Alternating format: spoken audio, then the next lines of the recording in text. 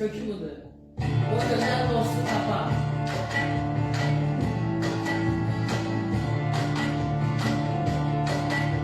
Halleluya. O güzel dostu tapmışım. Gel bir dua edeyim. Halleluya. Bir dost buldum, öyle bir dost ki Hey. kalbime giren, beni affeden, suç yükümü taşıyan, borçlarımı ödeyen, sevgisini gösteren bir dost buldum ben. Suç yükümü taşıyan, borçlarımı ödeyen, sevgisini gösteren bir dost buldum ben. Hey.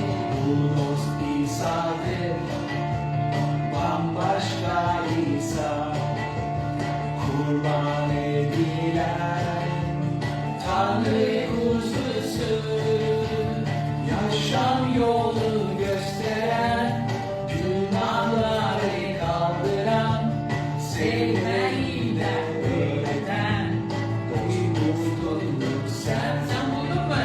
Yaşam yolu gösteren, günahları kaldıran, sevmeyi de öğreten bir dost buldum sen. Halleluya. O güzel dostum. İtibarlı dostum. Onu çağırır gelecek, size bütün olmayanları gösterecek. O hazırdır sizin hayatınıza gelecek. İnsanlar değil bu dostlar, onu çağıran, sevinçle coşur, hastalıktan kaldıran, ölüm bağını çözen, karanlığı algılar, dostu çağırır, hastalıktan kaldıran, ölüm bağını çözen, karanlığı algılar, dostu çağırır, hastalıktan kaldıran, ölüm bağını çözen, karanlığı alt eden, dostu çağırır. Halleluya. Rabbim sana şükürler olsun. Neler neler neler burada söylenir, neler bizim için etti. Bizi karanlıktan çıkarttın, bizi ışığına, nuruna getirdin. Bizi kim xəstədirsə sənin önünə gəlirik, kim yoksuldur sənin önünə gəlirik və kimin sıkıntısı var sənin önünə gəlirik. Sülh verən sənsən, sevgi göstərən sənsən, əfv edən sənsən, lütf göstərən sənsən, qoruyan sənsən.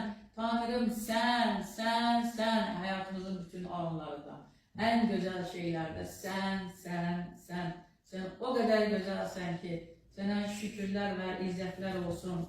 Sana şükürler ve izzetler olsun. Ve gelin bir de güzel bir Tanrı'nın ilahisini bir yerde okuyaq ki o bizi necə sevdi ve bizler için yenidir neler etti. Yani bir mezmura, yine de bu mezmuru her defa deyirəm, her defa okuyuram. Çünkü o mezmur her defa ne kadar desək de, her defa tekrar etsək de eyni yenidir ürəyimiz, çünkü bunu demek istəyir. Rəbbə alqış et ey könlüm, ey bütün varlığım onun güzel uca adına alqış et. Rəbbə alqış et ey könlüm, unutma bütün onun ettiği yaxşılıqları.